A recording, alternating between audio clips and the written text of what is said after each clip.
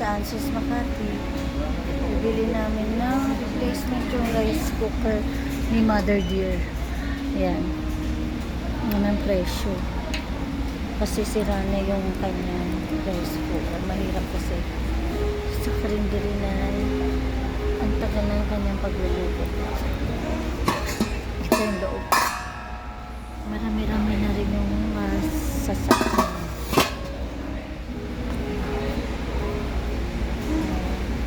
Masahi ang tatak niya. Nung nakaraan na nasira na bisyo. Ito yung susunod namin bibili. Yan. Para sa pagbaon ni Justin sa school. Hindi mo lang ngayon kasi marami pa kami installment. Ito yung Ansis tapat ng landmark. Ito yung mga rice cooker. Yan, marami pa pagpipilian. Yan, marami pagpipilian. Ito yung induction. Yung, ano ba, air fryer namin, hindi na namin halos nagagamit. Bumili-bili kami, hindi nagagamit. Bakit yung sa may market 1 lang to? Yung nagtatak yun. Gusto mong bilhin na to? Gusto mo nang bilhin to? Saka na muna. Merong ganito na malaki. Yung ano, yung parang kudrado na malaki yun eh. Kudrado na malaki. Yung ano, yung hindi ganito, talagang stainless siya na hindi ganyang klase. Ayan, ito yung ganito yung sa amin gamit ni Dolon. Pero hindi siya ano, parang ito, ay hindi, iba pala. Kasi ito stainless eh. Yung sa amin. Ito pala pwede kay mama. Ayan o. Habang nagluluto siya, pwede siya mag-ihaw dito ng ano, talong. Ayun na naihawan ng talong. Pwede siya mag-ihaw. Tapos dito kasi siya nag-iihaw ng talong. Dapat pala okay. Anong klase sa ilalim nito?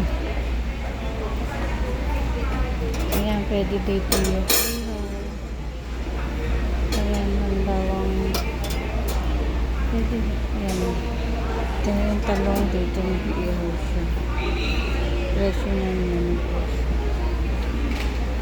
Ito, maganda rin yung tatas. Ito, ganito yung kay mama. Ayan.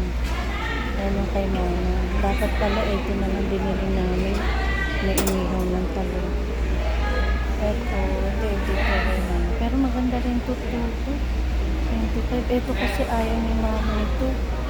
Ano yung apo. Ito rin pala, pwede rin pala ito kay mama. Ito na yung bibili namin. I-check na lang.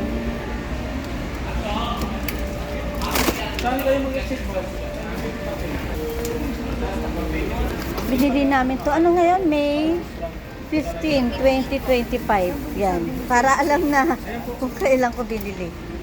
Yan. Titingnan kung gagana. Tak niya Asahi, no? Asahi. Kano yung 5 cups? Yan. Check yan.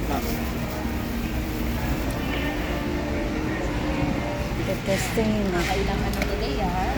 Dalawa na yan. Asahi. Ayan, sulaksak na siya. Ayan.